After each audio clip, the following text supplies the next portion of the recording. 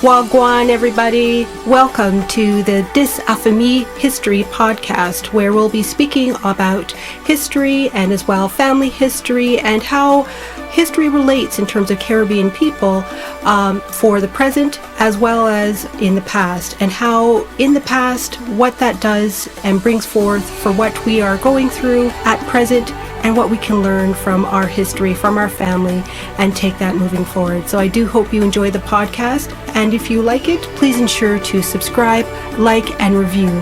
Thank you. In today's episode, Professor Renaldo McKenzie, an esteemed scholar whose expertise lies in the rich tapestry of Jamaican traditional religions.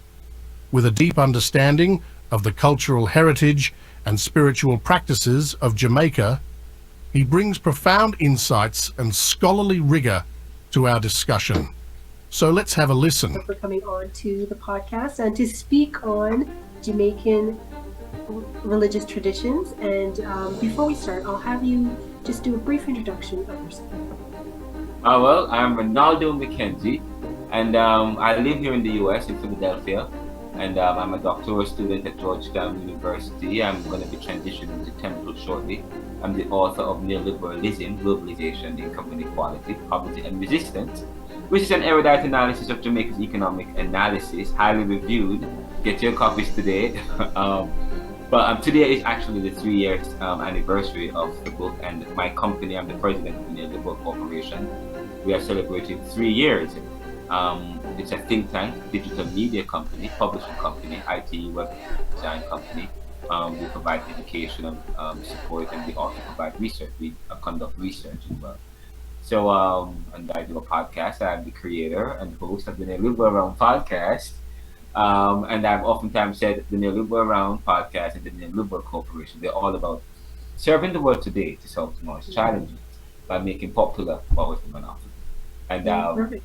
and that's a little bit about me. Yeah. Perfect. No, perfect. Thank you so much for that, Ronaldo, because I'll put some of those in the show notes so people can click on those links. So Nice. we'll start. And then basically, I just wanted to ask you, why was it that what was your why to start the research of this topic of the Jamaican religious traditions? I wanted to start the this research because, well, I was teaching a Caribbean theology class. I think it was a year or two ago. And while teaching the class, I asked the students to conduct a research. Well, not really conduct a research, just to talk. I wanted to understand who they were as individuals and where they came from and their training and development. But then I realized that the students were not fully exposed to African traditions. And I began to ask them questions about African traditions, and they didn't know much about African traditions. And then I said, wait, I'm going to change the syllabus. Yes. I said, okay, guys, wow, this is absolutely ridiculous. I said, first of all, you're doing Caribbean theology and you're at a Caribbean institution, and you're telling me you have not been exposed to African Caribbean traditions? And I said, wow, no, we got it. So I decided to adjust the syllabus and started to teach them some more about African traditions, and that's how I started, because then I then asked them a soft question about their attitude towards African traditions. And but Jamaica has always had a negative attitude towards Afro-Caribbean, especially because stemming from our colonial past.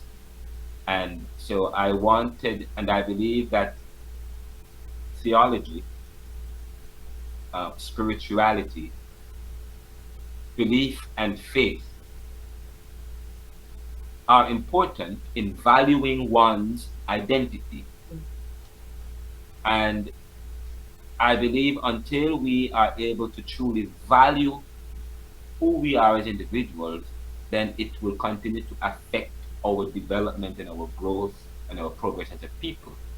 But I say to you, that has always been part of the strategy in terms of Caribbean being an invention, and the fact that as new nations with peoples who are historically marginalized, it was within the interest of the former colonial masters to continue to maintain their advantages. So our education system places value on European traditions, and so when you look at in terms of religiously, we look down on African traditions. Yes, yet we look down on how we speak in terms of Creole. We look down on our color.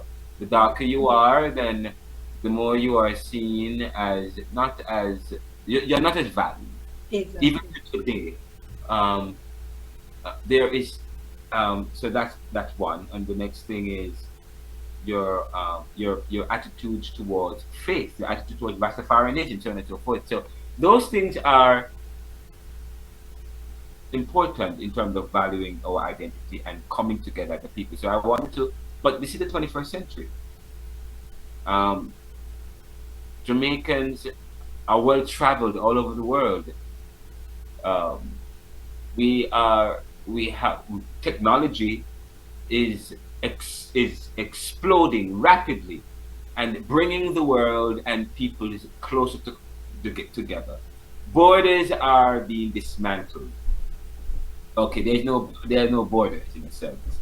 Globalization, fueled by innovation and technology, has created greater exposure.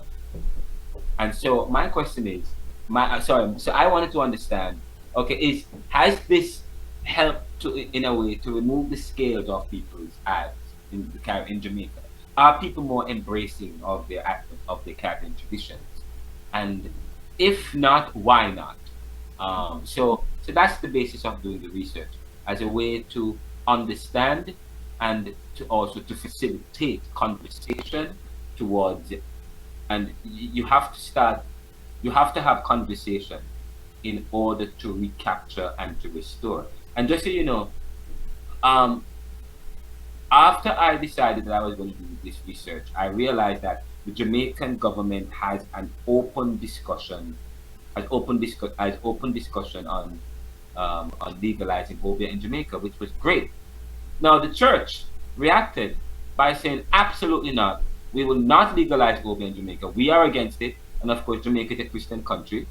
And of course, and they said that obeah is inherently evil. And of course, I teach a Caribbean theology class and a Caribbean thought class. I've oftentimes said when you study history, that was always the justification for enslaving the Africans. Africans, they don't have religion. Okay, they're cannibalistic, they're animistic, yes, they're devil worshippers, and they're evil. Okay, and of course they come here with their tradition, and that continues to today. That's part of the tradition, and so it was quite interesting to me, intriguing that